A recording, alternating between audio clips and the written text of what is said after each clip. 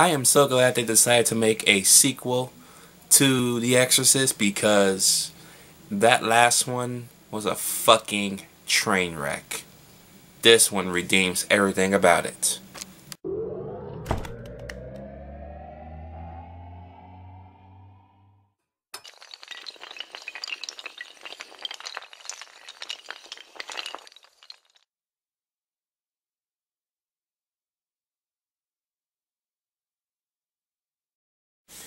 The Exorcist 3 Legion is the superior sequel, of course, to The Exorcist. Not as good as The Exorcist, but it's a hell of a lot better than Exorcist 2, the Heretic. Oh, good God, that was bad. But this one is directed, and I believe written by, of course, the same guy who did the first movie, and stars 3 original members from the original film. You got Kinderman, Father Dyer, and of course Patient X, played by Jason Miller, Ed Flanders, and George C. Scott. And yeah, so the plot basically takes place around 15 years after the events of the original film. And of course, Kinderman is investigating weird, odd murders that seem to have a satanic following to them, similar to what was happening in the original film, of course. So he goes on a little investigative thing to find out what the hell is going on here and how it all ties in to what happened 15 years prior. And we also get a little bit of, he also mentions the fact that he saw his best friend jump out of that window at the end of the first film 15 years ago.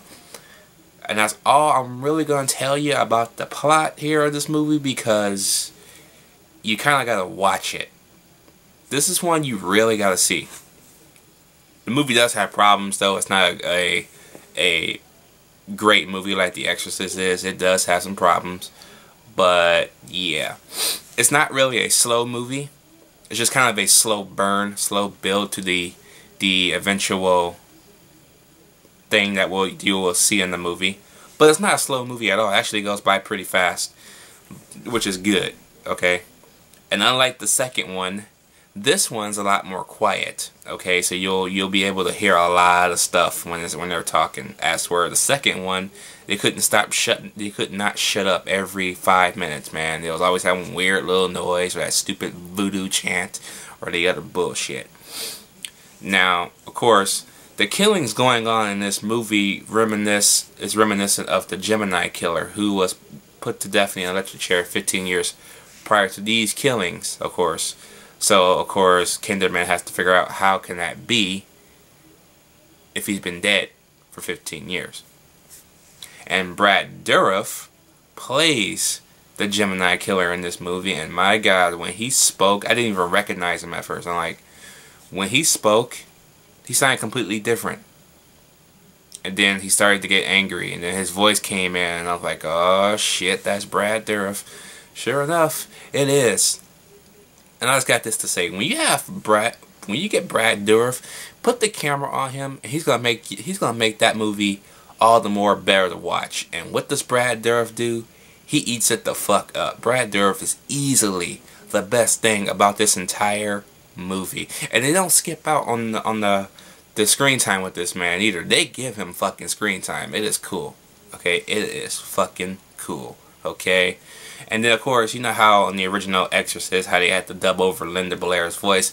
They don't really do that here, because, yeah, Brad Dourif's voice does change, but you can actually still hear it's Brad Dourif's voice, just a little bit twerked to make it high-pitched. That was a good thing, because you don't really need to edit Brad Dourif's voice. I mean, the man's already creepy looking as it is, and sounding creepy enough as it is. He sounds alright. He still sounds like Chucky, so that's even more creepy still. And every time he gets mad, you hear Chucky in his voice, and it's awesome. It's awesome. Okay. Yeah. I'll take this movie over The Heretic any day of the fucking week. Okay, it is great. Great times. The acting, of course, is pretty good. Pretty decent, not the best, but it's pretty fucking decent, okay? Especially from the original 3 cast members, of course, so that was cool. That was cool. But yeah, and when you get to the part where you gotta get to where you've been waiting for like the whole hour and 50-minute runtime of this movie, it doesn't disappoint. It's actually pretty damn cool. Except for one scene that kind of makes me want to grab a cross and just hold it. That was kind of fucked up looking, but yeah. All in all, though, Exorcist 3 is a good sequel. The true sequel to the original film, especially for me. So I'm going to give The Exorcist 3 a B+. Really enjoyed this movie. I don't really hear anybody talk about Exorcist 3 unless it's OCP Communications or Rambo Rat for Life or Media Assault. So, yeah. So let me know what you guys think about The Exorcist 3 down below. Did you like it? Did you hate it? Oh, and another little tidbit. This movie was released by Fox. Because Warner Bros. Didn't have the rights. I guess after that abomination of Exorcist 2, I guess the rights were bought out, I guess, by Fox.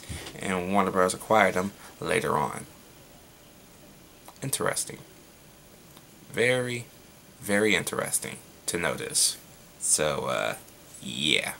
So if you don't see Warner Bros. Name down below, that's because they didn't have the rights then. Even though they do now. But when the film came out, it was mainly Fox and Morgan Creek. So, yeah. Alright, I'm out.